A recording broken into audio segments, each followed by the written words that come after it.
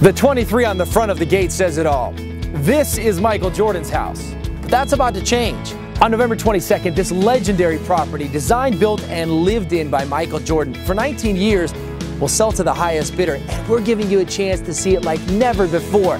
Time to see behind the 23. In the next few minutes, an all-access pass to Michael Jordan's ultra-private compound. He was demanding that if you were going to come to the Breakfast Club, you were going to work. A former teammate reveals why Jordan's home was key to the Bulls' 6 titles. And the ultimate home court advantage. We're on the hardwood of Jordan's personal basketball complex, plus an island escape. You've never seen a pool quite like this.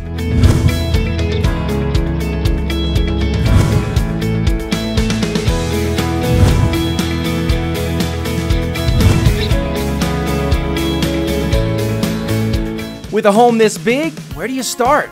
Let's go one-on-one with Michael's listing agent, Catherine Malkin, and get the flow of the home. It sort of lays out so that you have living space here, office space over there, dining and kitchen. We had to stop in the dining room and show you a table that simply puts this room on the map. The table was actually made for him, and it's called the Baghdad table, so it is actually set up like the city of Baghdad, like a map grid. And all of the furnishings stay with the home. They all stay. And every room perfectly captures the light, whether it's the floor-to-ceiling formal living room, the great room, a relaxing private corner, or the eye to the sky above the kitchen table. The kitchen, which was redone more recently, is really set up so that a chef can cook here, a family can cook here. Wonderful refrigerator, freezer, wine storage space, but also every appliance you could possibly want is here. Off the kitchen, step down into the great room lined with aquariums and this oversized sectional.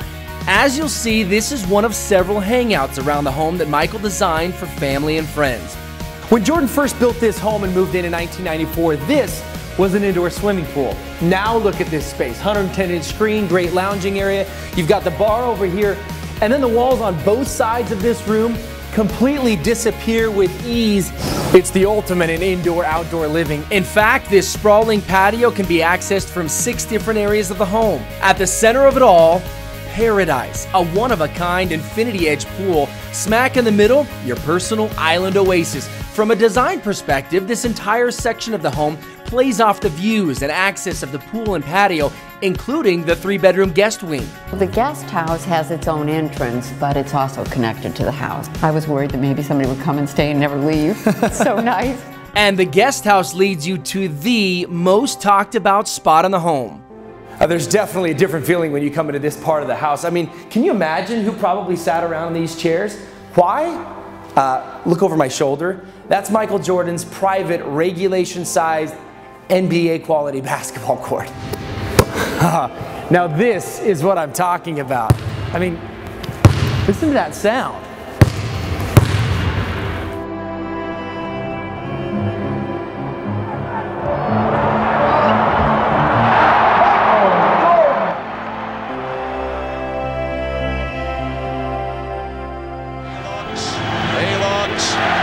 He gives to Jordan.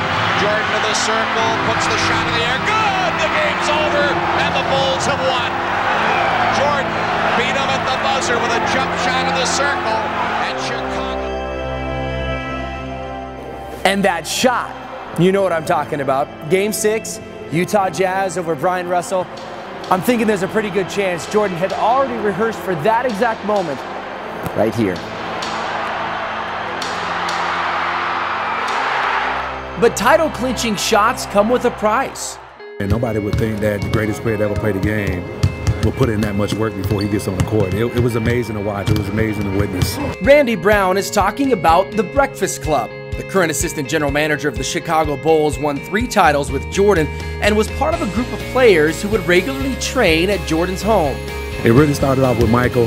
He and Tim Grover, they kind of spilled over to Scotty, Ron Harper, and then myself. They would hit Michael's weight room down on the lower level of the house in the mornings before practicing with the rest of the team. They were intense. But where did the name Breakfast Club really come from? The chef was there. You know, it was easy for us to go work out and then have breakfast with his chef. but things have changed since the days of the Breakfast Club. The home has seen an extensive renovation, including much of the lower level. We did the wine cellar area that's behind it, but this used to be the exercise room. Now it became a card room, cigar room, just sort of a boys' room. And you would expect if this is a cigar room and there's the humidor right over here that you would smell smoke or something that hints this is a cigar room. Nothing. So there's a system that takes out all of the air that's not pure. It just smells good. Every part of the house, all filtered out.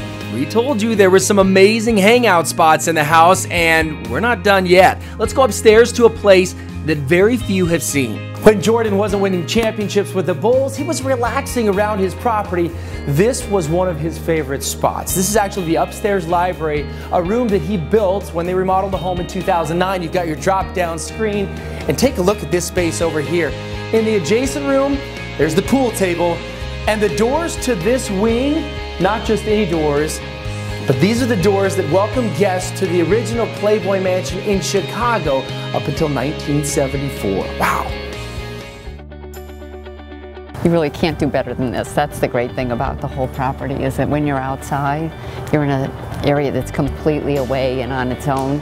And you're close to Chicago, so you'll have all of the things that you would want to do maybe in a big city. So we've shown you the 56,000 square foot home. Amazing. But this is a 7+ acre property. Michael brought in over 150 trees to line the property, creating ultra seclusion, ultra privacy. Then you have a pond fully stocked, a tennis court. It almost feels like you're on your own private golf course. After all, there is a PGA grade putting green right outside your door. And where else in the world will you find Jumpman flags? Pretty cool. The home, the 7+ acres, the legendary history, indeed an all-star lineup.